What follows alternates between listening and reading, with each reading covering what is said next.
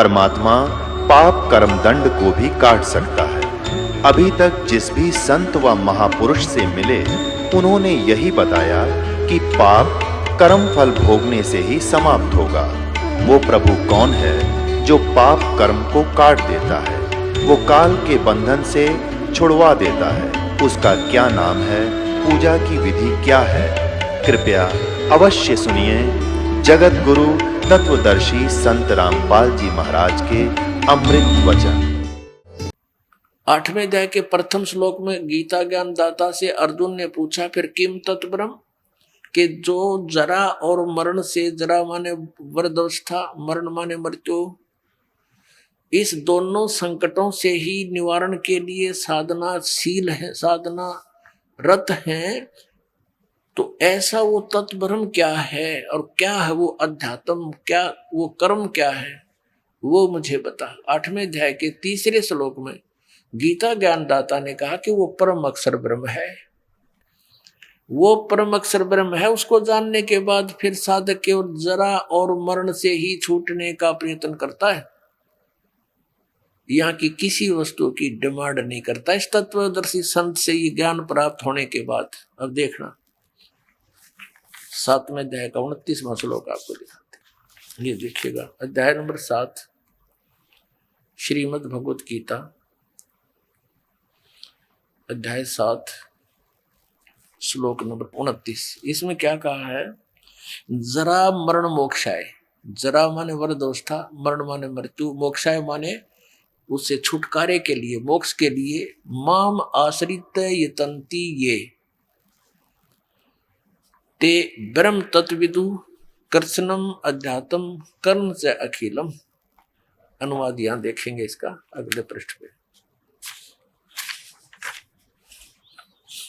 जो मेरे शरण होकर, माम आश्रित का अर्थ है जो मैंने ज्ञान बताया है उसको आश्रय बनाकर तत्वदर्शी संत की खोज कर लेता है, तो वो जो मेरे शरण होकर जरा और मरण से, जरा माने वृद्धावस्था, छूटने के लिए, और मृत्यु, मरण माने मृत्यु, जरा और मरण से छूटने के लिए जो प्रयत्न करते हैं, यत्न करते हैं, वे पुरुष, वे साधक तत्ब्रह्म, देखो तत्ब्रह्म, उस ब्रह्म को और संपूर्ण अध्यात्म को तथा संपूर्ण कर्मों को जानते हैं। यहाँ पर बिल्कुल ये 30वां तो लास्ट में कहता, जो मुझे जानते हैं मुझे प्राप्त होते हैं। अब यहाँ देखिए पैरेलल 8वें में अर्जुन ने प्रश्न किया कि किम तत्ब्रह्म और किम अध्यात्म, किम कर्म पुरुषोत्तम, अधिभूत च किम प्रोक्तम, अधिदेवम किम उच्यते। हे पुरुषोत्तम, वह ब्रह्म क्या है? इसका उत्तर गीता ज्ञानदाता ने, ये अध्याय नंबर, ये हम 8 पढ़ रहे हैं, इसके तीसरे में दिया है कि वह परम अक्षर ब्रह्म है। बस पुण्यात्मा, यहां से हमने इतना ही लेना था, वो परम अक्षर ब्रह्म है। अब हम इसको परम अक्षर ब्रह्म कहो चाहे परम अक्षर पुरुष कहो, पुरुष माने प्रभु परमात्मा और ब्रह्म माने भी परमात्मा। अब हम श्रीमद् भगवत गीता के अध्याय नंबर 16 और 17 में आते हैं पुनः।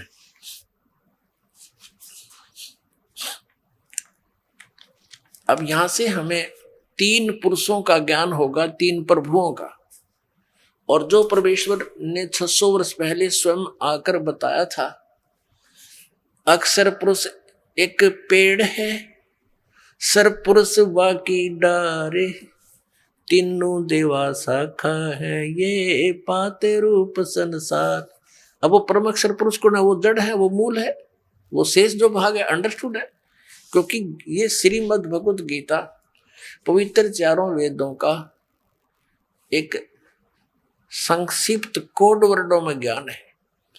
तो उसके लिए बता दिया कि तत्वदर्शी संत ही इन कोड वर्डों को समझ सकता है। अब देखना गीता अध्याय नंबर 15, हम यहां 16 पाते हैं। द्वौ इमौ पुरुषौ लोके सर्च अक्षर एव च सर्वाणि भूतानि कटुष्ट अक्षर उच्यते। इसका अर्थ यह है कि इस लोक में जो सुप्रसिद्ध हम मानते हैं, दिवो माने 2, पुरुषो माने पुरुष है, 2 भगवान है, सरपुरुष और अक्षर पुरुष। और जीवात्मा सबकी नाश अविनाशी है, और स्थूल शरीर ये सरपुरुष भी इनके अंतर्गत प्राणियों का भी नाशवान। यह देखना, इस संसार में नाशवान, शर्वान नाशवान, अक्षरवान अविनाशी भी ये दो प्रकार के पुरुष हैं, दो प्रकार के भगवान हैं, प्रभु हैं। इन्हें लिख में ज्ञान तो था ही नहीं, जहां इनका ना समझ में पुरुष लिख दे। पुरुष कौन होया? यहाँ पर कोई व्याकरण थोड़ी है, ये दातम ज्ञान है। तो संपूर्ण प्राणियों के शरीर नाशवान है और जीवात्मा अविनाशी कहा जाता है। अब यहां बताया 17वें में कि उत्तम पुरुष तु अन्य, उत्तम पुरुष तु अन्य परमात्मा इति उदाहरते। ये लोक तर्यम आविश्य विभर्ति अवैश्वर। उत्तम पुरुष यानी वो श्रेष्ठ भगवान, वास्तव में श्रेष्ठ परमात्मा तो अन्य ही है, और है कोई इन दोनों से, इन दोनों से कोई और है, सरपुरुष से और अक्षर पुरुष से, वो अन्य ही है। इन दोनों पुरुषों से वो कोई और है, और वही तीनों लोकों में प्रवेश करके सबका धारण पोषण करता है। अविनाशी परमेश्वर परमात्मा इस प्रकार कहा गया है। पुण्यात्माओं, परमेश्वर ने 600 वर्ष पहले कहा था अक्षर पुरुष एक पेड़ है, निरंजन कहो सरपुरुष कहो, सरपुरुष वह की डार और तीनों देवा शाखा है, ये पात्र संसार। ये जो उत्तम पुरुष है तो अन्य, ये कौन है? ये परम अक्षर ब्रह्म है, और जो तीनों लोकों में प्रवेश करके सबका धारण पोषण करता है, क्योंकि पूरे वृक्ष को जड़ों से ही आहार प्राप्त होता है। तो हमारा जो सतलोक के अंदर जो परमात्मा है वो प्रोक्ष है। यजुर्वेद अध्याय नंबर 40 के मंत्र नंबर 17 में, यजुर्वेद का अंतिम अध्याय है 40वां, और अंतिम मंत्र है यजुर्वेद के उस 40वें अध्याय का 17वां मंत्र। उसमें और 15वें में तो गीता ज्ञान दाता अपने विषय में कहता है कि मेरा ओम नाम है, इस ओम नाम का सिमरण कर। और फिर 17वें में ये कह दिया कि वो परमात्मा तो प्रोक्ष है, गुप्त है, हिडन है, छुपा हुआ है। जैसे जड़ें नीचे छुपी हुई होती है, ऐसे वो परमात्मा गुप्त है, ऊपर प्रोक्ष अपूर्ण परमात्मा। और मैं ब्रह्म हूं, मेरा ओम नाम है। ये देखिएगा यजुर्वेद आपको दिखाते हैं। प्रकाशक है सार्वदेशी कार्य प्रतिनिधि सभा 2/5 महर्षि दान भवन रामलीला मैदान नई दिल्ली। महर्षि दान सरस्वती कर, इसका अनुवाद किया महर्षि दानंद ने। ये वेदों का लेखक नहीं है। मुद्रक के Prince offset printers 1510 Pataudi house त्रियागंज नई दिल्ली। ये लास्ट में है यहाँ पर। ये है यजुर्वेद भाष्यम, ये 15वां श्लोक है। इसमें तो ये खुद कहता है ये वेद ज्ञान दाता, वायु अनिलम अमृतम अथिदम भस्मांतम शरीरम, ओम करतो समर किलबे समर करतुम समर। यही गीता जी के अध्याय नंबर 8 के श्लोक 15 में कहा है कि मुझ ब्रह्म का केवल एक ओम अक्षर है, इसका अंतिम सांस तक सिमरण करता हुआ शरीर छोड़कर जाता हूं, इस परम गति को प्राप्त होता है जो ओम से मिलने वाली है। फिर यहां देखो ये 17वां श्लोक है। इसमें क्या लिखा? हे मनुष्यों, जिस ज्योत स्वरूप रक्षक मुझसे अविनाशी यथार्थ कारण के आच्छादित मुख के तुल्य उत्तम अंग का प्रकाश किया जाता है, जो वह प्राण व सूर्य मंडल में पुरुष माने पूर्ण परमात्मा है। वह तो प्रोक्ष रूप है, वह गुप्त है, अहम। और मैं ब्रह्म खम आकाश के तुल्य में, खम माने आकाश में, उस ब्रह्म लोक रूपी दिव्य आकाश में रहता हूं, और मेरा एक ओम नाम ऐसा जानो। बस पुण्यात्माओं, अब फिर देखिएगा इस उल्टे लटके हुए संसार रूपी वृक्ष को। परमात्मा ने स्वयं आकर अपनी जानकारी दी कि अक्षर पुरुष एक पेड़ है। ये तना जो है ये अक्षर पुरुष समझो, इसका अक्षर पुरुष। और सर पुरुष इसे निकली हुई एक डार, शाखा डार, और तीनों देवा शाखा है, ये पात रूप संसार। हम आगे यहाँ पात रूप में है और इसको जड़ से आहार मिलता है सबको। अपने आत्मा यहाँ ये अज्ञानी हमारे गुरु पूर्व के ये आपको फिर उलझा सकते हैं कि गीता ज्ञानदाता 15वें अध्याय के 18वें श्लोक में अपने आप को पुरुषोत्तम कहता है। वो क्या कहता है कि मैं तो लोक वेद के आधार से पुरुषोत्तम प्रसिद्ध होया हुआ हूँ। लोक वेद माने दंत कथा, अक्षेत्रीय ज्ञान, सुना सुनाई बातें, किंवदंतियां। क्योंकि मैं, मेरे अंतर्गत जितने प्राणी हैं, 21 ब्रह्मांड का यू मालिक है, इसके अंतर्गत जितने भी प्राणी हैं उनका ये स्वामी है, उनसे तगड़ा है। इसलिए यहाँ ये प्रभु पुरुषोत्तम प्रसिद्ध हो रहा है। लेकिन कहता है उत्तम पुरुष तो अन्य है, वो तो कोई और है। यहाँ देखिएगा गीता जी अध्याय नंबर 15 का श्लोक नंबर, अब 17 तक तो हमने पढ़ लिया कि उत्तम पुरुष है तो अन्य, ये तो स्पष्ट हो गया, उत्तम पुरुष तो कोई और ही है। और यहाँ ये कहता है 18वें श्लोक में, क्योंकि मैं नाशवान जड़ वर्ग क्षेत्र से तो सर्वथा अतीत हूँ और अविनाशी जीव आत्मा से भी उत्तम हूँ, इसलिए लोक में और वेद में पुरुषोत्तम नाम से प्रसिद्ध हूँ। अब ये क्या है कि यस्मात् अक्षर अतीत है अहम अक्षरात अपि च उत्तम, अतः अस्मि लोके वेदे, यानी लोक वेद में दंत कथाओं से मैं पुरुषोत्तम प्रसिद्ध हूँ। प्रसिद्ध माने प्रसिद्ध हूँ, क्योंकि मेरे अंतर्गत जितने प्राणी हैं, ये चाहे वो स्थूल शरीर में है, चाहे वो अविनाशी जीवात्मा रूप में, उनसे मैं उत्तम हूँ, उनसे तगड़ा हूँ, इसलिए मैं पुरुषोत्तम प्रसिद्ध हो रहा हूँ। नहीं, वास्तव में तो पुरुषोत्तम यहाँ बता दिया इस 15वें अध्याय के अब 17वें श्लोक में कि उत्तम पुरुष है तो अन्य है, वो इन दो पुरुषों से कोई और है और वही तीनों लोकों में प्रवेश करके सबका धारण पोषण करता, वो अविनाशी परमेश्वर परमात्मा इस प्रकार का है। अब हम उस प्रसंग पर आते हैं कि परमात्मा स्वयं आते हैं और अपनी सच्चिदानंद घन ब्रह्म की वाणी में वो तत्व ज्ञान सुनाते हैं। पुणात्मा हम पवित्र वेदों को सत्य मानते हैं। पहले थोड़ी सी कथा सुनाऊंगा उस परम पिता के यहाँ प्रकट होने की, फिर अपने सदग्रंथों से उसको सिद्ध करेंगे कि हु इज गॉड। हमारे पवित्र वेद वैसे तो ये मानव मात्र के लिए ही ज्ञान है, किसी धर्म विशेष व्यक्ति विशेष से संबंध नहीं है। फिर भी वेदों को, गीता को, पुराणों को हिंदुओं के साथ जोड़ दिया।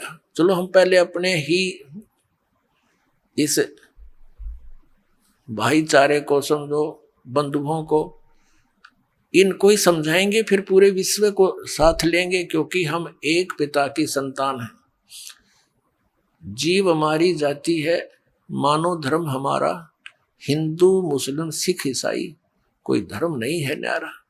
जब हम उस तत्व ज्ञान से परिचित होंगे, हमें सब अपने से नजर आएंगे। जैसे आपको बताया कि सन 1398 संवत 1455 जेठ उतरते की पूर्णमासी को सुबह सुबह ब्रह्म मुहूर्त में वो परमात्मा सतलोक से चलकर आए, क्योंकि सतलोक के अंदर परमात्मा का शरीर बहुत तेजों में है। एक रोमकूप में करोड़ सूर्य मिला दे, करोड़ चंद्रमा, उनके एक रोमकूप की इतनी शोभा है, यानी ये करोड़ सूर्य करोड़ चंद्रमा की रोशनी भी फीकी नजर आवे। यदि वो परमात्मा वह मानव शरीर में है, यदि वो परमात्मा एज इट इज यहाँ आ जा उसी प्रकाश युक्त शरीर में, तो हम उसको देख भी नहीं सकते, हमारी आंखें बंद हो जाए। फिर यहाँ आने का लाभ क्या हुआ? तो वो क्या करता, अपने शरीर को हल्का सरल बनाकर, हल्के तेज पुंज का अपना बना करके, हल्का करके और फिर वो यहाँ हमारे को मिलते हैं। तो ऐसे वो परमात्मा प्रत्येक युग में एक ऐसी लीला करते हैं कि एक बालक रूप धारण करते हैं और किसी सरोवर में कमल के फूल पर आकर विराजमान होते हैं, जिसके कारण उस परमात्मा को नारायण कहते हैं। नार माने जल, आयन माने उस पर आने वाला, उतरने वाला। अब जैसे हमने श्री विष्णु जी को नारायण मान रखा कि शेष नाग की सैया पर सोया था। चलो, जो भी जल के ऊपर विश्राम कर ले उसने नारायण तक कह सके हैं, लेकिन अब उनकी सब शक्तियों से परिचित हम होंगे तब पता चलेगा नारायण कौन सा है। तो वहां वो आकर प्रकट होते हैं। तो वहां ऐसे ही प्रकट हुए। पहले थोड़ी सी एक बैकग्राउंड सुनाएंगे। ये नीरुनिमा कौन थे? ये परमात्मा सत्यपुरुष, ये चारों युगों में आते हैं। सतयुग में इनका सत्सुकृत नाम होता है, त्रेता में इनका नाम मुनिंद्र होता है, द्वापर में उस परमेश्वर का नाम करुणामय होता है, और कलयुग के अंदर वो परमात्मा अपना यथार्थ नाम लेकर ही प्रकट होते हैं। कबीर देव, कबीर साहब, कबीर परमात्मा, अल्लाहू अकबर।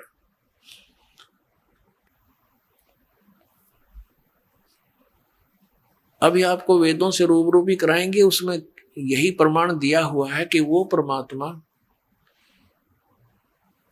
3 प्रकार के शरीर धारण करके 3 प्रकार के शरीरों में रहता है। यानी 3 प्रकार के शरीर से अपने पूरे ब्रह्मांडों की वो देखभाल करता है, धारण पोषण करता है। वो कैसी स्थिति है? 3 शरीर। एक प्रकार के तो मालिक सतलोक के अंदर स्थिर रहते हैं, उनके एक रोमकूप में करोड़ सूर्य करोड़ चंद्रमा मिला दे इतनी रोशनी उसकी अधिक रहती है इससे भी। तो दूसरा वो क्या करते हैं, प्रत्येक युग में एक शिशु रूप धारण करके एक लीला करते हैं। उनको एक निसंतान दंपति उठा ले जाते हैं और धीरे धीरे वो एक लीला में तरीके से बड़े होते हैं। छोटी सी आयु में ही वो विद्वानों के साथ डिस्कस करना शुरू कर देते हैं, उनके छक्के छुड़ा देते हैं। फिर वो बड़ा होते हैं, अपनी अमृत वाणी को बोलकर सुनाते हैं। वो लिपिबद्ध कर दी जाती है। उसको सच्चिदानंद घन ब्रह्म की वाणी अर्थात उसको सूक्ष्म वेद बोलते हैं, उसको तत्व ज्ञान भी कहते हैं। और तीसरी स्थिति यह है कि वो जब चाहे कहीं पर भी किसी महात्मा को आकर, संत को, अच्छी आत्मा को मिल आकर के और कभी भी मिल लेते हैं, कोई साधु वेश बना के, भक्त संत का भेष बना के। ये 3 स्थिति है उस परमात्मा की। तो ये द्वितीय स्थिति यानी शिशु रूप धारण करके आते हैं। तो ये नीरुनिमा कौन थे?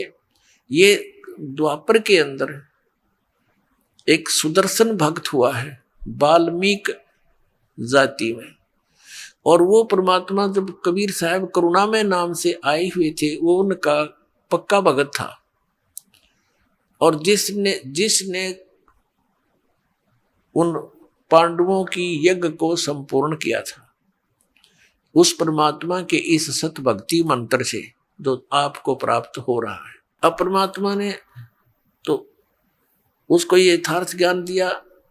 सुदर्शन जी ने भगवान से कहा कि प्रभु मेरे माता पिता आपके ज्ञान को स्वीकार नहीं कर रहे हैं और ये बिल्कुल नहीं मानते, इनको समझाने की चेष्टा करो। परमात्मा ने बहुत बार कहा, लेकिन उन्होंने एक नहीं सुनी कि तू कहाँ से ले आ? विष्णु जी से ऊपर, ब्रह्मा विष्णु महेश से ऊपर भगवान कहाँ आ गया तेरा? हम नहीं मानते। उनकी मृत्यु होगी। सुदर्शन जी जो थे, सुपद सुदर्शन वाल्मीकि, वो बड़े चिंतित थे। प्रभु ने कहा, बेटा आप किस बात की चिंता किए हुए हो? ये तो सब ने आना और जाना है। जो सत भक्ति नहीं करेंगे उनकी ऐसी ये चक्कर बना ही रहेगा। सुदर्शन जी ने कहा कि परमात्मा अब तो अंतर्यामी है, इस मरने और जीने की चिंता दास को नहीं है। मुझे चिंता ये सता रही है कि मेरे माता पिता कितनी अच्छी आत्मा के थे और आपके ज्ञान को ना स्वीकार करके अब उनकी के दुर्गति होगी। मैं चिंतित हूं, मरना तो कोई बात नहीं। और तब परमात्मा ने कहा भी, एक दिन भगवान ने कहा कि सुदर्शन चल तुझे सतलोक ले चलूं। कहने लगा ले चलो मालिक, हम तैयार बैठा आपका दास। फिर परमेश्वर ने कहा कि कोई तेरी यहां इच्छा तो नहीं है किसी या संसार की किसी वस्तु में। तब उसने कहा परमात्मा और मेरी कोई इच्छा नहीं। एक इच्छा समझो और चाहे मेरी कमजोरी समझो, आप तो अंतर्यामी हैं कि मेरे माता पिता बहुत अच्छे थे, ये प्रभु उन्होंने भक्ति नहीं करी, अब वो कितना कष्ट उठा रहे होंगे। मेरी आपसे प्रार्थना है कि हे परमात्मा उनको किसी जन्म में अपनी शरण में ले लेना, उनका कल्याण करना। अब पुण्यात्माओं, परमात्मा ने सोचा कि अब देख इतना ज्ञान दे दिया और फिर भी इतना प्रेशर इसके ऊपर, इस अज्ञान का। फिर मालिक ने सोचा कि एक मुश्किल से एक भगत तैयार हुआ है और ये और रह जाएगा इस माँ बाप के चक्कर में। तब परमात्मा ने कहा बेटा तू चिंता ना करे, तेरे माता पिता को मैं अवश्य शरण बनूंगा और उसको पार कर दूंगा। तब वो प्रसन्न हो गया, खुश हो गया। अब मैं निश्चिंत हो गया भगवान कि अच्छा चाली तू अब मर ले, सतलोक में चल। अब उसको सतलोक भेजा। तो कहने का भाव ये है, यह भी कमजोरी हमारी, अंत में जब तक हमारा हृदय यहाँ से कंप्लीटली नहीं हट जाएगा तो हम फिर यहीं आ जाएंगे। लेकिन जो साधना आप कर रहे हो ये अनमोल रत्न है, ये आपको यहाँ पर वापस मिल जाएगा। फिर इसका फायदा क्या हुआ? स्वर्ग में चले जाओगे, वहां देवता बन जाओगे, फिर मृत्यु होगी, फिर यहाँ 84 लाख में फिर भटकोगे। अब ये सुदर्शन का ये भी कमजोरी थी, वीकनेस थी उसकी, वो भी यहीं रखने की, काल के जाल में फंसाए रखने की। जैसे एक वृद्ध व्यक्ति कमजोर सा था, उसके अस्थि पंजर सा दिखा था। डॉक्टर के पास गया, डॉक्टर से कहा डॉक्टर जी मैं उठता हूं ना तब मुझे चक्कर आते हैं। डॉक्टर ने कहा कि बाबा यह कमजोरी है, वीकनेस है, कमजोरी है। फिर कहा कि मेरी पिंडलियों में दर्द रहता है। डॉक्टर ने कहा कमजोरी है। मेरे सिर में दर्द हो जाता है। डॉक्टर ने कहा बाबा कमजोरी है। तो वो बाबा जो है बूढ़ा नाराज हो गया और कहने लगा तो डॉक्टर है गम चक्कर, एक के बाद जाना है क्या? कमजोरी है, कमजोरी है, कुछ और भी कहेगा। तो डॉक्टर ने बोला बाबा यह भी कमजोरी है, क्योंकि कमजोर आदमी ने गुस्सा गणाया करे। तो यह भी कमजोरी ही थी उसकी, सुदर्शन जी की, जो न्यू कह था कि मेरी क्या इच्छा नहीं है भगवान, किसी चीज में इच्छा नहीं है, बस मेरे माता पिता की याद आवे है कि वो कितना दुखी हो रहे होंगे। यह भी कमजोरी ये थी जो यहाँ फंसा देती उसको, माता पिता के पास पटक दे, वो काल उसको उठा के जहां आशा ता बासा हुई। तो पुण्यात्माओं अगले जन्म में वो सुदर्शन जी के माता पिता ब्राह्मण और ब्राह्मणी दोनों का योग हो गया। तो परमात्मा उनको मिले, लेकिन उन्होंने उनकी बात को नहीं माना। 3-4 वर्ष के होके अंतर ध्यान हो गए, वापस फिर नहीं आए। जब परमात्मा ने कहा था तुम नाम ले लो, 3 वर्ष का बालक थे, और उस सुदर्शन की माता पिता वाली आत्मा से कहा कि तुम उपदेश ले लो, और वो नो के हम ये हमारे पास रहे और हमने नो के नाम ले लो, मैंने गुरु बना लो, देख बेइज्जती करे हमारी। परमात्मा अंतर ध्यान हो गए। वो सारी जीवन रो रो कर काटा न, वो जीवन बहुत बुरी तरह रोते रहे, उनकी तरफ बना दी। ये सचमुच भगवान थे, हमने मानी नहीं उनकी बात। अगले जन्म में वो फिर ब्राह्मण ब्राह्मणी का हो गया और वो भगवान शिव के उपासक थे। तो गौरी शंकर सरस्वती इनका नाम था। इनका दोनों का फिर योग हो गया पति पत्नी के रूप में। गौरी शंकर जो है ये भगवान शिव के पुजारी थे और बहुत ही नेक आत्मा थे। निस्वार्थ भाव से भगवान शिव की शिव पुराण की कथा करते थे, किसी को मिसगाइड नहीं करते थे अपनी रोजी रोटी के लिए। और कथा में जो भी कोई दान दक्षिणा आ जाती थी उसी से निर्वाह चल रहा था, और शेष जो बच जाता था भोजन से वो भंडारा कर देते थे, संग्रह नहीं करते थे। अब क्या हुआ, अन्य जो दूसरे ब्राह्मण थे वो रोजी रोटी के लिए कथाएं किया करते थे, वहां लोगों ने जाना कम कर दिया। गौरी शंकर के पास उनका समूह ज्यादा हो गया, तो अन्य जो ब्राह्मण थे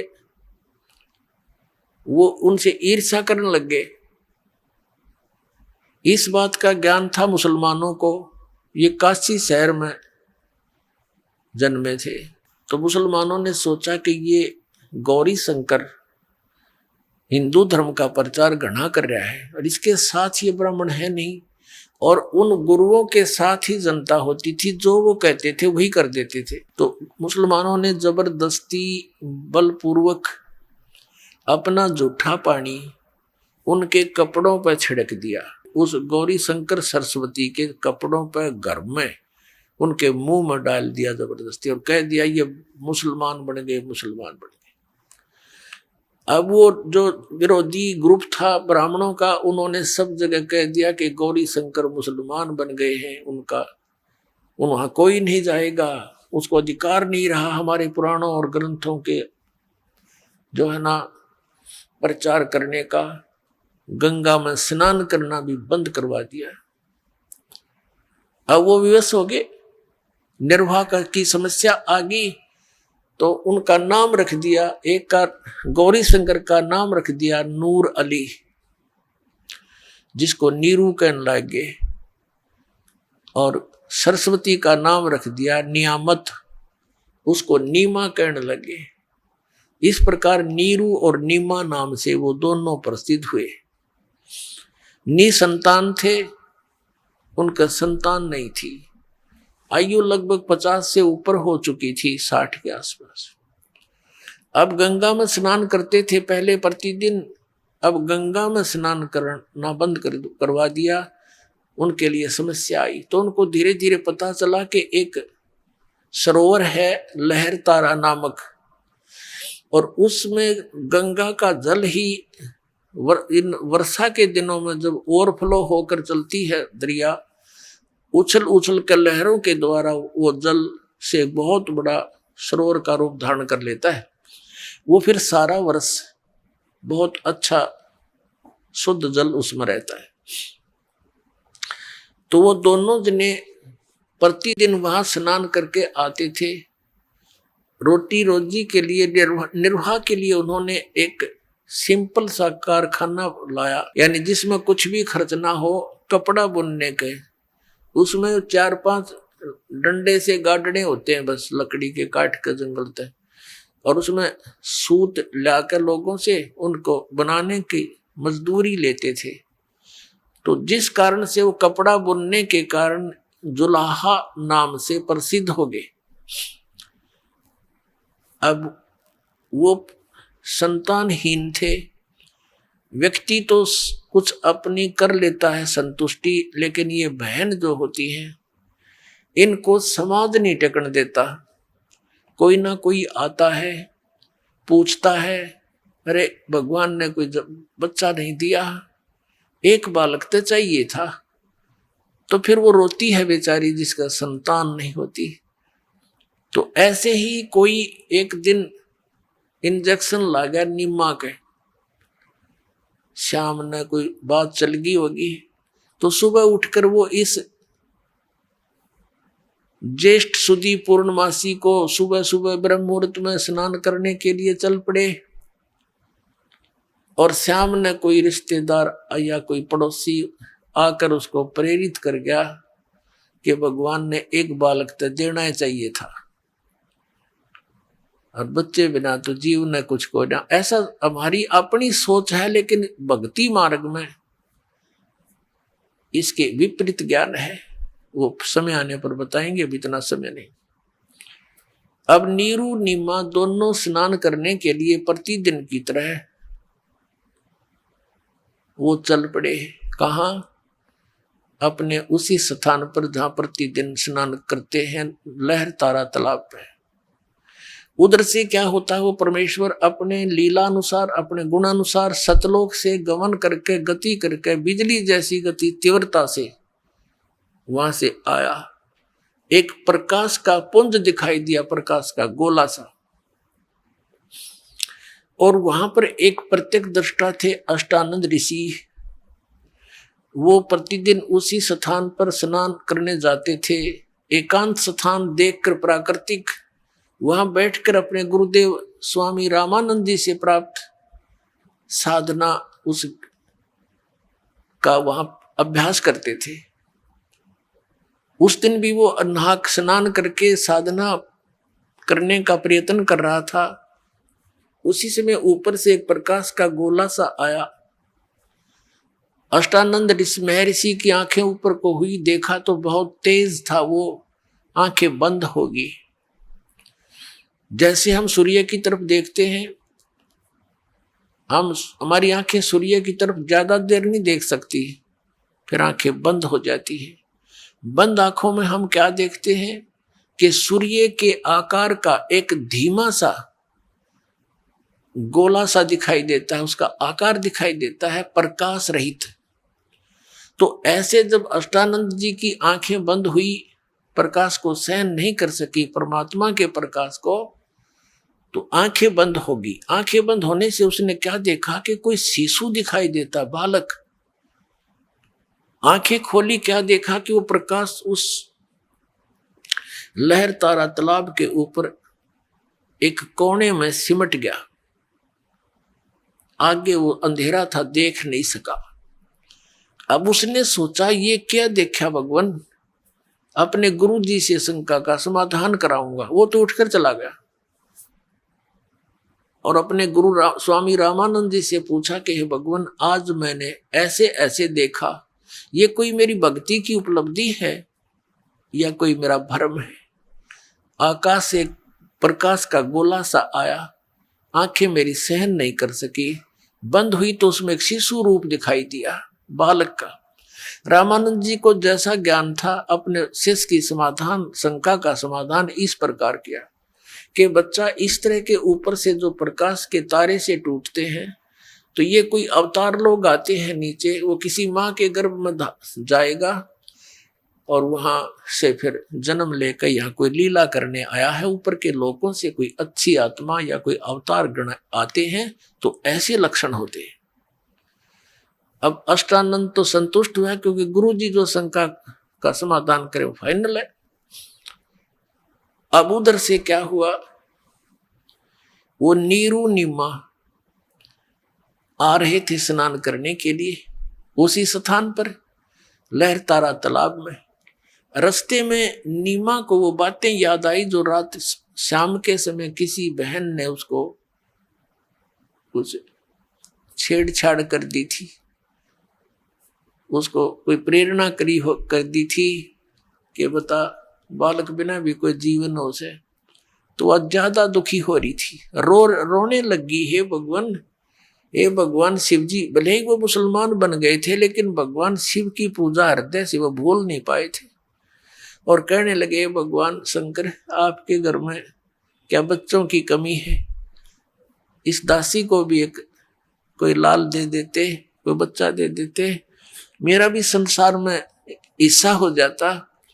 पता नहीं क्या क्या बात बनावे हैं, मुझे देखकर छुप जाते हैं कि ये तो मनहूस आएगी।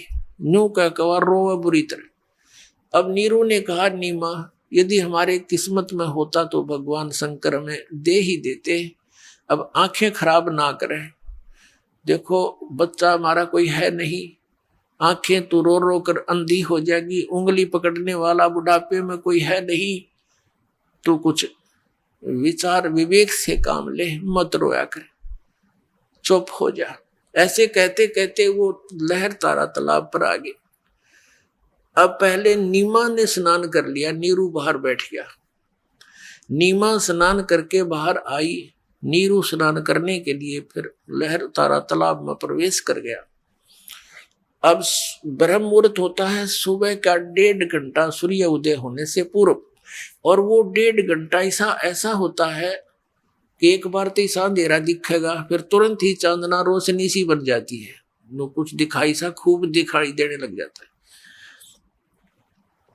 नीमा जो वस्त्र बांध कर स्नान किया था उसने, उसको धोने के लिए वापस किनारे पर गई तो क्या देखा कि कमल के फूल पर कोई वस्तु हिल रही है, क्योंकि परमात्मा लीला कर रहे थे, कमल के फूल पर लेटे हुए थे और एक पैर को हिला रहे थे। ये अष्टानंद ऋषि सामने बैठा है, परमात्मा कमल के फूल पर विराजमान है। अष्टानंद जी की आंखें खुली की खुली रह गई है और ये आकाश से प्रकाश आने का चित्र आपने देखा। अब नीमा ने क्या देखा कि कोई सर्प तो नहीं है, कहीं मेरे पति को ना डस ले। जब ध्यान से देखा कि ये तो बालक है, अपने पति को जो साथ में स्नान कर रहा था गहरे पानी में, उसको आवाज लगाई कि जी देखना देखना ये बालक, देखना ये बच्चा डूबेगा, जल में बच्चा डूबेगा, कमल के फूल पर बालक है। अब नीरू ने सोचा कि या तक कति मेंटल होली बच्चों के मुंह में, और देख अब इसने जल में भी बालक दिखाई देने लगे है, भगवान सद्बुद्धि दो दाता इसको। तो वो कहने लगा स्नान करता करता कि नीमा तू कति पागल होगी। तो उसने कहा कि नहीं जी देखना सचमुच, देखो देखो ये रहा बच्चा डूबेगा। अब नीरू ने देखा कि आज इसकी आवाज में कुछ सच्चाई है, जिधर वो संकेत कर रही थी उधर देखा उसने कि सचमुच एक बालक है। तो उसने आओ देखा ना ताओ देखा, फट उठाया, कमल के फूल से में तोड़ लिया बालक को और अपनी पत्नी को दे दिया। और नीमा इस परमेश्वर को लेकर के बाहर आ गई सरोवर से। अब नीरू नहा रहा था और नीमा ने देखा उस परमात्मा का इतना सुंदर शरीर, इतना सुंदर चेहरा। अपने आत्मा जिस भगवान के नाम लेते हैं रोम रोम खड़े हो जाते हैं, और उस परमेश्वर के लिए दुनिया भक्त भटक रहे हैं, लाखों वर्षों हजारों वर्षों सैकड़ों वर्षों तक तपस्याएं कर ली, वो परमात्मा ना मिला। और उस बहन को नीमा को की गोदी में बैठा है।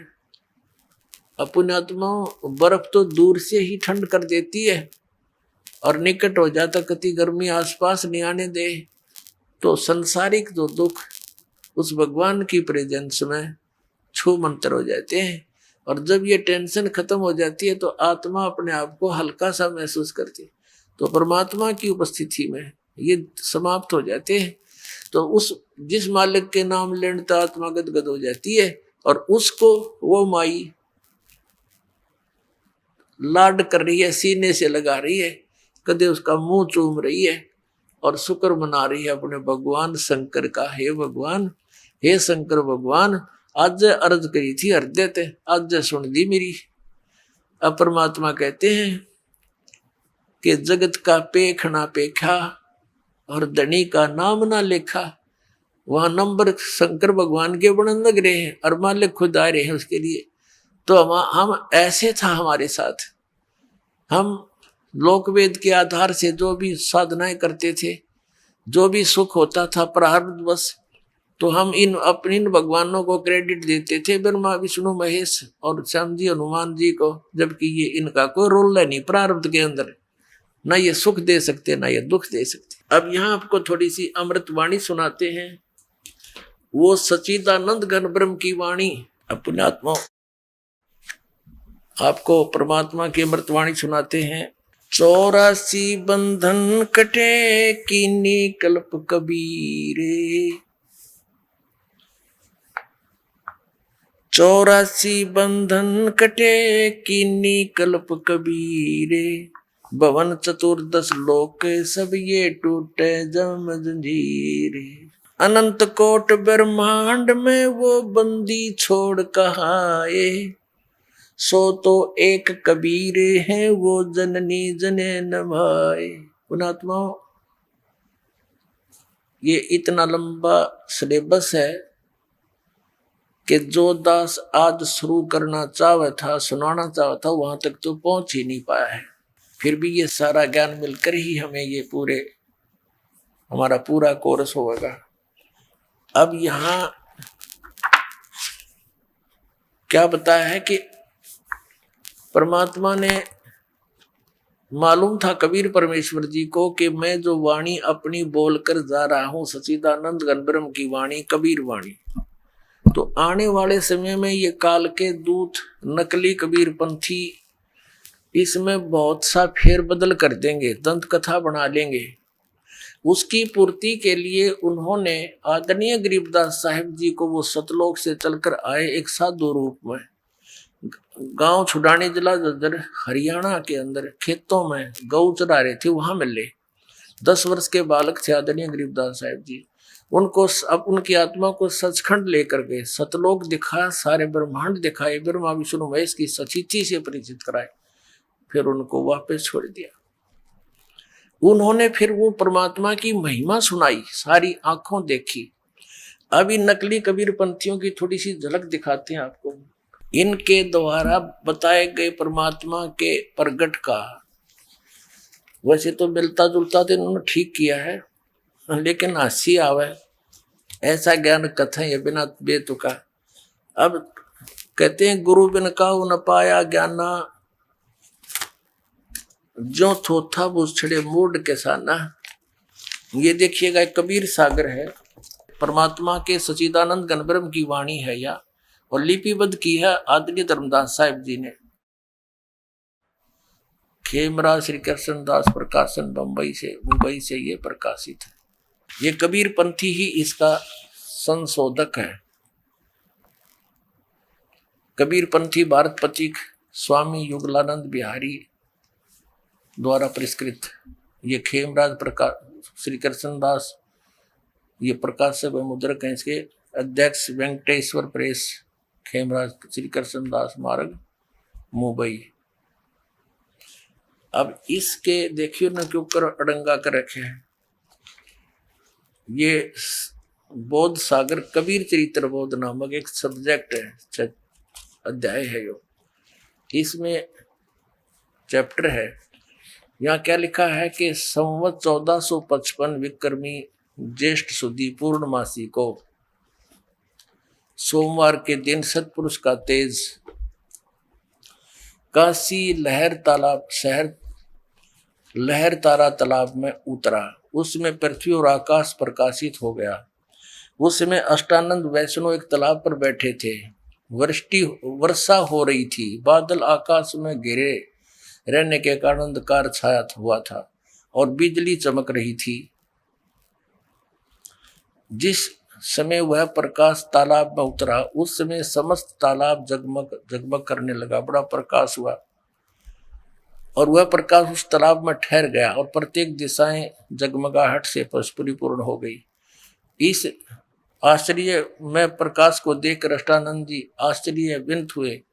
प्रकाश के फैलते ही मयूर, चकोर आदि नाना प्रकार के पक्षी बोलने लगे। अष्टानंद जी जो उस तेज के को देखा तो अष्टानंद जी ने उस तेज को देखा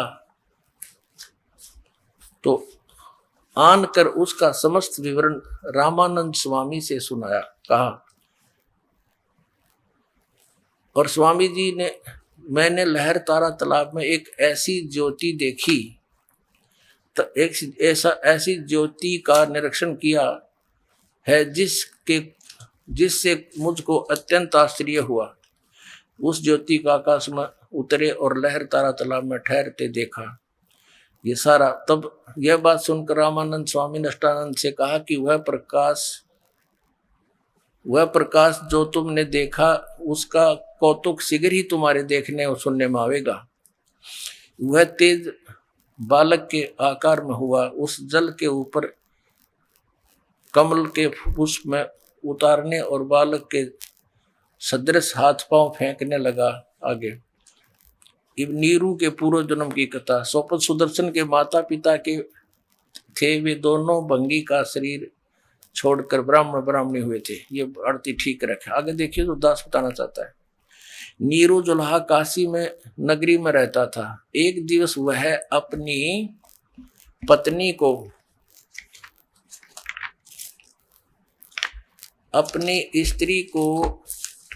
अपनी स्त्री से चलाता था। अच्छा, देववात वह लहर तारा तालाब के समीप से निकला। उसकी स्त्री नीमा प्यासी हुई और जल पीने के निमित्त वह तालाब पर गई। वहां देखा तो एक बड़ा ही सुंदर बालक को कमलों में तैरता फिरता है और हाथ पांव फेंक रहा है। उस बालक को देखकर नीमा तालाब के भीतर घुसकर बच्चे को अपनी गोद में उठा लिया और तालाब से बाहर निकलकर नीरू के पास आई।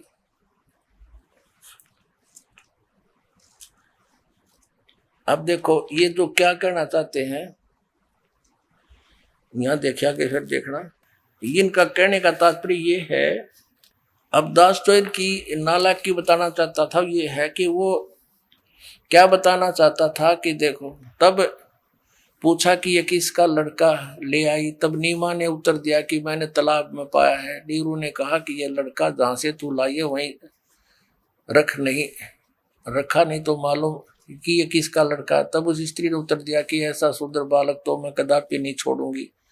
तब नीरू ने कहा कि लोग मुझको हंसेंगे और ठठाएंगे और ठट्ठे उड़ाएंगे कि मुकलावे में ही नीरू अपनी स्त्री के साथ एक पुत्र भी ले आया। अब इनकी नाला की बताऊंगा, इतनी तो आपको दिखा है कि इसमें नू लिखा है कुछ। ये क्या कहना चाहते हैं कि नीरू अपनी पत्नी ने पहली बार लाया मुकलावे में, और रास्ते में अरनों को बड़ा जोर का राम वर्षा हो रही थी। बादल कड़के थे, खूब जोर की वर्षा हो रही थी। अष्टानंद उड़ा बैठा था वर्षा में, है तरह के से। अकल देखो इनकी, अष्टानंद वह साधना कर रहा था उस वर्षा में। ये बिना तो की बात। वास्तविकता ये है पुण्यात्माओं, ये इनकी दंत कथा है। सच्चाई, इस सत्य को सत्य रखने के लिए, सत्य को ऊपर रखने के लिए, सच्चाई जो बनाए रखने के लिए परमेश्वर ने अपनी प्यारी आत्मा गरीबदास जी को ये ज्ञान दिया। तो वो जो दास आपको सुनाना चाहता है, ईब समझ में आओगी। अब आदरणीय गरीबदास साहिब जी ने आंखों देखा उस परमेश्वर का वो सत्य वर्णन किया है। जैसे तुलसीदास जी ने श्री रामचंद्र जी के लाखों वर्ष पहले घटी हुई घटनाओं को और अपनी चौपाइयों के माध्यम से ज्यों का त्यों वर्णित कर दिया, और जो आज हिंदू धर्म के अंदर उन्हीं चौपाइयों को आधार मानकर भगवान श्री राम की महिमा सुनाई जाती है। अब ये दिव्य दृष्टि होती है। अब जो तुलसीदास जी को जो दिव्य दृष्टि प्राप्त हुई और जो गरीबदास जी को प्राप्त हुई, उसमें बहुत अंतर है। जैसे एक दूरबीन होती है, दूरदर्शी, उसका अक्षमता होती है, उसकी रेंज होती है। एक तो 1 किलोमीटर तक भी नहीं देख सकती, और एक देख ले लाखों किलोमीटर ऊपर तक का, कहीं दूर तक का। तो ऐसे गरीबदास साहिब जी को भी परमात्मा ने वो दिव्य दृष्टि दी, उनका ज्ञान योग खोल दिया और उस सच्चाई को तुलसीदास जी की तरह अपने भगवान कबीर साहिब की महिमा का वर्णन किया। अनंत कोट ब्रह्मांड में बंदी छोड़ कहाए, सो तो एक कबीर है जननी जनेन माए। शब्द स्वरूप साहेब धनी, शब्द सिंध सब माही, बाहर भीतर रम रहा जहां तहां सब ठाही। जल थल पृथ्वी गगन में वो बाहर भीतर एक, पूर्ण ब्रह्म कबीर हैं वो अवगत पुरुष अलेख। सेवक होकर उतरे इस पृथ्वी के माही, जीव उदाहरण जगत गुरु बार बार बलि जाही।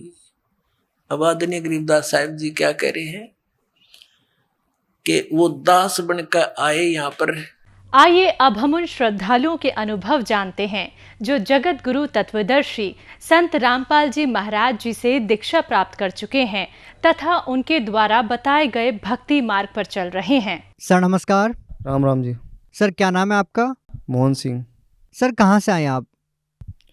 भरतपुर राजस्थान। सर संत रामपाल जी महाराज की शरण में आने से पहले आप क्या भक्ति साधना करते थे? जी हम जय गुरुदेव से जुड़े पड़े थे, हमारा पूरा परिवार। जय गुरुदेव के यहाँ हमको कोई भी लाभ नहीं हुआ और आर्थिक तंगी बहुत ज़्यादा थी, कोई बेरोजगारी बहुत ज़्यादा थी जैसे कोई, और फिर भूत प्रेत की बाधा और अड़ोसी पड़ोसी बहुत परेशान करते थे, बड़ा परिवार था। सर जो पहले आप भक्ति साधना करते थे, क्या पहले आपने कोई गुरु भी बनाया था? पहले जय गुरुदेव गुरु जी बनाए थे। उन्होंने आपको क्या भक्ति साधनाएं बताई? उन्होंने कमरे में बैठ के साधना बताते थे और फिर अलोनी रोटी खाते थे और वो 5 नाम देते थे। सर आपको संत रामपाल जी महाराज जी के बारे में कैसे पता लगा? संत रामपाल जी महाराज जी के शिष्य ने हमको एक पुस्तक दी थी, परमेश्वर का सार संदेश। वो हमारे पिताजी ने उनको पढ़ा, पढ़ने के बाद में वो बरवाला गए, बरवाला उन्होंने जानकारी ली। वहाँ जानकारी लेने के बाद में उनको सत्संग अच्छा लगा। सत्संग सुनने के बाद में उन्होंने उपदेश लेके और फिर वो हमारे पिताजी हमारे गांव आए। गांव आके उन्होंने हमको फिर सारे वहाँ की व्यवस्था समझाई। उसके बाद में फिर 1 साल बाद हम परमात्मा के यहाँ संत रामपाल जी महाराज जी के यहाँ गए, फिर हमने उपदेश लिया। सर आपने संत रामपाल जी महाराज जी से नाम उपदेश कब लिया था? 2010 में। सर जैसा कि आपने बताया कि पहले आप जय गुरुदेव पंथ से जुड़े हुए थे, फिर आपने संत रामपाल जी महाराज जी से नाम दीक्षा ली। सर कहा यह जाता है कि गुरु नहीं बदलना चाहिए, गुरु बदलना पाप है, तो सर इसके बारे में आप क्या कहना चाहेंगे? क्या आपने गुरु बदल के कोई पाप तो नहीं किया? नहीं, हमको वहाँ से कोई लाभ नहीं मिला और फिर संत रामपाल जी महाराज शास्त्रों में से ज्ञान बताते हैं। सर क्या जय गुरुदेव पंथ में शास्त्रों के अनुसार कोई ज्ञान नहीं बताते? जय गुरुदेव के यहाँ कोई भी पुस्तक में से, कोई भी शास्त्रों में से ज्ञान नहीं देते। वो तो अपना मनमुखी बताते थे और वैसी कहानी बताते थे जो सामाजिक कहानी होती हैं। सर जैसा कि आपने बताया कि संत रामपाल जी महाराज जी शास्त्रों के अनुसार भक्ति बताते हैं, क्या उस भक्ति को करने के बाद आपको कोई लाभ भी मिला? संत रामपाल जी महाराज जी के यहाँ से हमको बहुत सारे लाभ मिले। हमारी आर्थिक तंगी वो ख़त्म हो गई और मानसिक स्थिति मेरी बहुत ख़राब रहती थी। मैं बिल्कुल पागलों की तरह रहता था और बच्चे बहुत परेशान रहते थे। बीवी को भी कई बार इतना परेशानियों से गुजरना पड़ा। वो परमात्मा के संत रामपाल जी महाराज जी की शरण में आने से हमको बहुत सारे कष्ट हमारे बहुत दूर हो गए और संत रामपाल जी महाराज जी ने हमको इतने लाभ दिए कि हम बता भी नहीं सकते हैं। सर क्या पहले आप कोई नशा भी करते थे? नहीं, नशा तो मैं नहीं करता था, पर आर्थिक तंगी बहुत ज़्यादा थी, बड़ा परिवार था और कोई। सर इस समस्या का हल कैसे हुआ? हम संत रामपाल जी महाराज जी के यहाँ शरण में जाते रहे, सत्संग सुनते रहे। सत्संग सुनने के बाद में धीरे धीरे संत रामपाल जी महाराज जी ने हमारी सारी समस्याएं दूर कर दी और धंधे भी धीरे धीरे हमारे बहुत इतने हो गए कि आज हम काम करने से परेशान हो जाते हैं, थक जाते हैं। परमात्मा ने इतना काम दे दिया संत रामपाल जी महाराज जी ने कि हम सोच भी नहीं सकते। और कोई लाभ सर? और हमारे मैसेज, एक बार हम ट्रेन में जा रहे थे तो बरवाला जा रहे थे सत्संग में, तो ट्रेन में नीचे हमारे मैसेज सो रही थी तो ऊपर एक बच्चा उसके पेट पे गिर गया। बच्चा भी 13-14 साल का था, तो प्रेगनेंट थी मेरी मैसेज, तो उनके पेट में बहुत ज़्यादा तकलीफ़ हुई। तो हम आश्रम पहुंच गए। आश्रम पहुंचने के बाद में उन्होंने हमको हॉस्पिटल भेज दिया। हॉस्पिटल हम डॉक्टर के यहाँ गए। डॉक्टर ने देखा बहुत ज़्यादा परेशानी थी, ब्लीडिंग आ रही थी। उन्होंने गोली दवाई दी और चेकअप भी लिखे, पर हमारे पास में पैसे भी नहीं थे हम जो कि चेकअप करवा लें। तो वहाँ से फिर हम दवाइयों को लेके हम आश्रम आ गए। हमने सत्संग सुना। सत्संग सुनने के बाद में उसके बाद में फिर हमको बहुत, मैंने पूछा भक्तमती से कि अपनी मैसेज थी, आपको कितना लाभ है कितना नहीं है, उस दवाई में कुछ आराम मिला है या नहीं मिला है। उन्होंने कहा कि मैं अब पहले से मेरे को अब रिलीफ है। तो हम फिर वही दवाई, हम गांव आ गए सत्संग सुनने के बाद में। गांव में आके हमने वो दवाई चालू रखी। उसके बाद में हमने कोई भी दवाई नहीं ली और फिर 9 महीने के बाद संत रामपाल जी महाराज जी की दया से हमको एक बेटी पैदा हुई और बिल्कुल स्वास्थ्य थी और परमात्मा ने हम पे बहुत बड़ी दया करी। और उसके बाद में हमारे कई समस्या आई थी। वो बेटी 9 महीने की थी तो मैसेज हमारी छत से गिर गई थी और परमात्मा ने हम संत रामपाल जी महाराज ने हम पे इतनी दया करी कि सिर्फ मैसेज के बस कूले कूले में लगी थी और कहीं पे नहीं लगी थी। और 5 दिन बाद बेटी हॉस्पिटल में हो गई थी। छत पे से गिरने के बाद में परमात्मा ने वहाँ से भी बचा लिया। तो परमात्मा ने संत रामपाल जी महाराज जी ने हमको इतने लाभ दिए और भी हमको बहुत सारे लाभ दिए। हमारे पिताजी के घोंटू में एक हड्डी गल गई थी, वो डॉक्टरों ने कैंसर बता दिया था। ऑपरेशन किया और बोल दिया था घर पे जाके भाई इनकी सेवा करो। धीरे धीरे परमात्मा ने संत रामपाल जी महाराज जी की भक्ति से वो भी कैंसर भी ठीक हो गया और वो घोंटू भी आज बिल्कुल दनादन है। और परमात्मा की दया से वो खूब चलते हैं फिरते हैं, खेती करते हैं, सारा काम करते हैं। और भी परमात्मा ने ऐसे बहुत दया करी। मेरे बड़े भाई थे, वो आरओ का प्लांट लगाते हैं, तो आसाम में गए हुए थे। वो 43 लाख का प्लांट था। वो हमसे बोल रहे थे कि भाई तुम्हारे गुरुजी से आप प्रार्थना लगाओ, अगर ये मेरे को प्लांट मिल गया तो मैं आपको बहुत सारा पैसा दे दूंगा। तो हमारे पिताजी ने कहा भाई हम नहीं लगाएंगे, ये काम तो खुद ही करो। भाई आप वो मेरा भाई जो आसाम में थे तो पिताजी ने बोल दिया भाई हम नहीं, बिल्कुल भी हम नहीं लगाएंगे। अगर तू ही देखना इस चीज़ को, वहाँ आसाम में ही तू प्रार्थना लगा गुरुजी से, संत रामपाल जी महाराज जी से प्रार्थना लगा, अगर तू ही पहचान करना वो संत असली है या नहीं है। तो उन्होंने फिर वहाँ आसाम में अब कमरे में लेट के उन्होंने खुद ने प्रार्थना लगाई, तो वो उनके लिए वो प्लांट का ऑर्डर मिल गया। वो खुशी खुशी फिर यहाँ आए। फिर उन्होंने ये तय कर लिया था कि अगर मुझको ये प्लांट मिल गया तो मैं उपदेश ले लूँगा। तो उन्होंने संत रामपाल जी महाराज जी से प्लांट मिलने के बाद में यहाँ आके उपदेश लिया। सर जैसा कि आपने बताया कि संत रामपाल जी महाराज जी ने आपको इतने सारे लाभ दिए। सर पहले आप जय गुरुदेव पंथ से जुड़े हुए थे, तो आपको क्या लगता है कि जब आप जय गुरुदेव पंथ में जुड़े हुए थे तब आपको ये सारे लाभ क्यों नहीं मिले? जय गुरुदेव जी के यहाँ शास्त्र विरुद्ध साधना है, शास्त्र अनुकूल साधना नहीं है वहाँ पे। और वो शास्त्रों में से कोई चीज़ बताते नहीं है। हमारे गीता जी में से 6, 7, 18 पुराण, कुरान, बाइबल वो कुछ नहीं बताते हैं। हमारे गुरुजी सारे शास्त्रों में से बताते हैं। संत रामपाल जी महाराज सारे शास्त्रों में से बताते हैं। सर आप भगत समाज को क्या संदेश देना चाहते हैं? मैं भगत समाज को ये संदेश देना चाहता हूँ कि संत रामपाल जी महाराज के रूप में परमात्मा आए हुए हैं और अपना उपदेश लेके कल्याण कराएं, जो कि हमारे बरवाला हरियाणा बरवाला में आए हुए हैं और शास्त्र अनुकूल साधना बताते हैं। और कोई भी जाके अपना सारे शास्त्रों को देख लो, उन्हीं में से बिल्कुल वही एक्यूरेट बताते हैं, अलग से वो कहीं से नहीं बताते हैं। सर जो लोग आज संत रामपाल जी महाराज जी से नाम दीक्षा लेना चाहते हैं वो उनसे नाम दीक्षा कैसे ले सकते हैं? संत रामपाल जी महाराज जी से दीक्षा लेने के लिए हमारे भारत में 500 नामदान स्थल केंद्र हैं और ऑनलाइन भी ले सकते हैं। सत्संग सुनते हैं, सत्संग के नीचे टीवी पे पट्टी आती है, उन पर नंबर लिखे हुए होते हैं, उन नंबरों पे कॉल करके ले सकते हैं या फिर ऑनलाइन भी हम उपदेश ले सकते हैं संत रामपाल जी महाराज जी से। जी बहुत बहुत धन्यवाद। राम राम जी।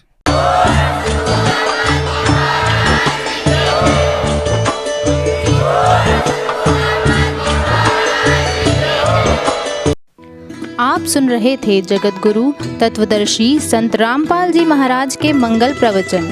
अधिक जानकारी के लिए संपर्क करें।